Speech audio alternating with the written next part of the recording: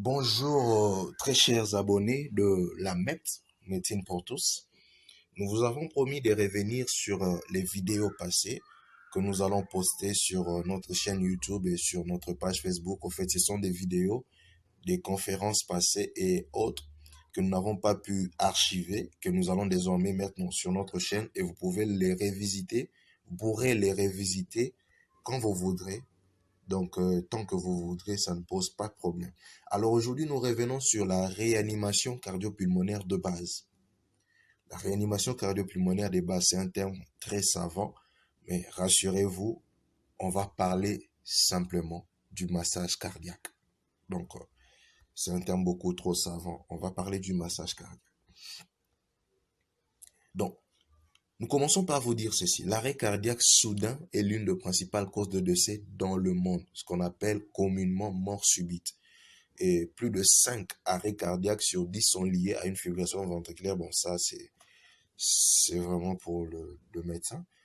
Mais d'après les directives de réanimation publiées en 2015 par la Société des réanimateurs, la Société de réanimateurs dans le monde, il est recommandé aux témoins de l'accident, pas aux médecins, pas aux secouristes. S'il est témoin, tant mieux. Mais il est recommandé aux témoins de l'accident de procéder immédiatement à une réanimation cardio-pulmonaire de base, qui comprend essentiellement le massage cardiaque, comme on l'a dit tout à l'heure. Bien qu'il y a ce que nous appelons la ventilation, mais la ventilation demande de l'entraînement, c'est plus approprié aux secouristes, alors nous allons vraiment rester dans le massage cardiaque, parce que comme vous le verrez tout à l'heure, même sans ventilation, le massage cardiaque peut sauver deux vies. Comment reconnaître un arrêt cardiaque? Il y a 3 éléments pour reconnaître un arrêt cardiaque. Premièrement, vous êtes devant une victime inconsciente qui ne parle pas, ne bouge pas, ne réagit pas au secouement ni à l'appel de son nom. En deuxième lieu, c'est l'absence de la respiration. C'est vrai, on parlera aussi après, à part ou de respiration anormale, d'une respiration anormale, on parle des gaspes. En fait, ce sont des respirations anormales qui précèdent même l'arrêt de la respiration. Et celles-ci peuvent être reconnues par des personnes entraînées, mais retenez seulement quand vous êtes devant quelqu'un qui ne respire pas. Considérez-le comme un arrêt cardiaque. Et puis, enfin, l'absence du pouls carotidien ou fémoral. Bon, ça, c'est un peu trop médical ou trop lié au domaine de santé. Alors, c'est même pour ça que nous faisons cette remarque entre parenthèses que 50% des secouristes ont mis plus de 24 secondes pour affirmer la présence ou l'absence d'une pulsation. Des secouristes bien entraînés, seulement 50%.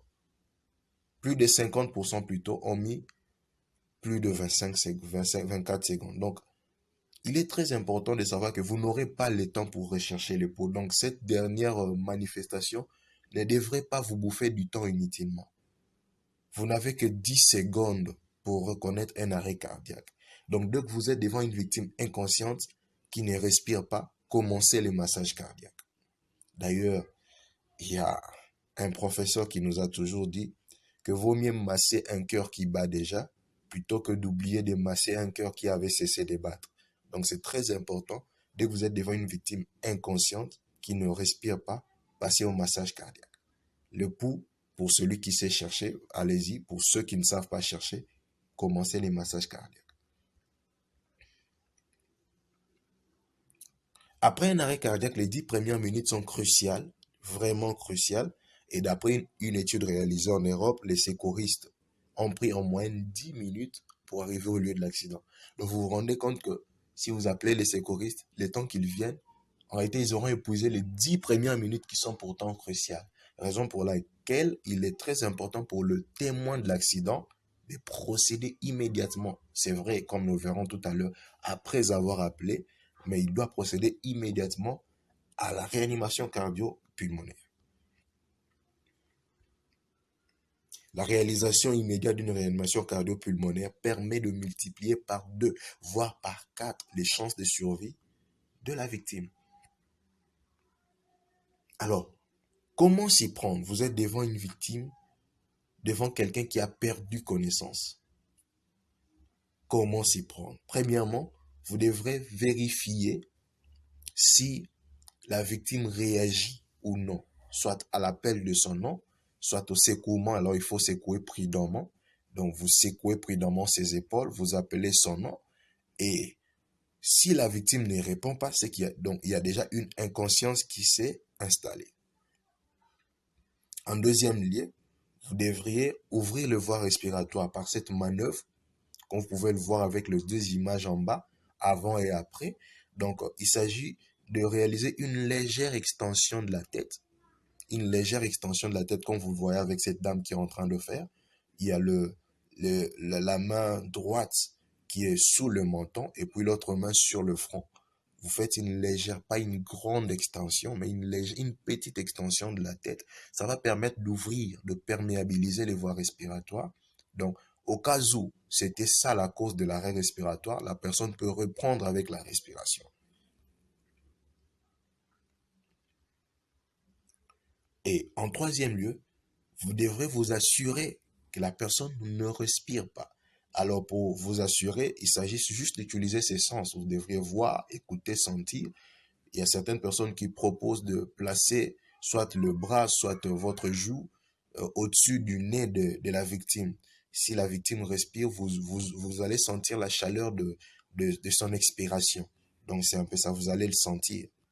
Et dès que vous concluez à un arrêt cardiovasculaire, à un arrêt cardiaque, donc à une inconscience et à une absence de la respiration, vous avez vu, on n'a même pas parlé du pouls, directement, la première des choses à faire, ce n'est pas de commencer un massage cardiaque, mais la première des choses à faire, c'est d'alerter les secours. Ça peut être les secouristes, les ambulanciers, ou soit les voisins du quartier, et même un hôpital du quartier, vous appelez. C'est très important d'appeler d'abord avant de commencer. Et immédiatement après l'appel au secours, commencer la réanimation cardiovasculaire. Comment réaliser le massage cardiaque? Vous devriez vous agenouiller à côté de la victime, placer les talons de la main au centre du thorax de la victime, donc ce qui correspond à la moitié inférieure du sternum, ce qu'on vous dira. Placez les talons de l'autre main au-dessus de la première main et il faut entrelacer les doigts, donc entrelacer les doigts. Comme vous pouvez le voir sur cette image à gauche, les doigts sont entrelacés, il y a une main qui est au-dessus de l'autre, au centre du thorax, comme vous pouvez le voir juste en bas, il y a le cœur. Donc, il ne faut pas placer à droite ou à gauche, au centre du thorax. Il faut garder les bras bien tendus. Il ne faut pas plier les coudes. Donc, il faut que les bras soient bien tendus. Comme vous pouvez le voir sur l'image en noir-blanc, à gauche, en bas de l'écran. Donc, la position que vous devez avoir par rapport à la victime. Vous devez vous positionner verticalement au-dessus du thorax de la victime et garder les bras tendus. Et c'est en ce moment-là que vous allez commencer à faire des compressions du thorax. C'est ça le massage cardiaque. Qu'en est-il de la fréquence? Vous devrez seulement retenir que la fréquence du massage cardiaque doit être de 100 à 120 minutes, à 120 battements, 120 compressions par minute, soit 2 compressions par seconde. Nous avons au moins une idée de la durée d'une seconde. Donc en une seconde, vous devez faire 2 compressions. Donc vous comprenez à quel point le massage cardiaque peut être épuisant. Donc ça va tellement vous épuiser que si vous n'appelez pas les secours avant de commencer, eh bien vous allez vous épuiser puis ne plus continuer. Appelez d'abord les secours et pendant que les secours seront en train d'arriver, vous commencez le massage cardiaque. Mais soyez-en sûrs, vous allez vous épuiser. D'ailleurs, il y a un professeur qui nous a aussi dit comment reconnaître qu'un massage cardiaque est efficace. Eh bien, le massage cardiaque efficace est celui qui vous épuise complètement. Donc, c'est un peu ça. Une fois que vous aurez épuisé, là, vous comprendrez que le massage cardiaque est efficace. Alors, nous avons là la chaîne de survie, donc une synthèse de tout ce qu'on a dit. Donc, le premier point consiste à identifier le problème, à poser le diagnostic d'un arrêt cardiaque et d'appeler les secours. Vous appelez. Donc, nous avons la identification et appel des secours. Le deuxième point, il s'agit de la réanimation précoce par le témoin. Les troisième et les quatrième points, comme vous avez vu, défibrillation et soins après la réanimation cardio-pulmonaire de base, ces deux derniers points sont réservés aux secouristes, aux personnes plus entraînées. Mais déjà à votre niveau en tant que témoin d'un arrêt cardiaque, vous devriez identifier l'arrêt cardiaque, appeler les secours et commencer la réanimation précoce. Comme nous l'avons dit, le reste des gestes à poser sont strictement réservés au personnel de santé. Ciao et à la prochaine. Merci de vous abonner sur notre chaîne YouTube et sur notre page Facebook.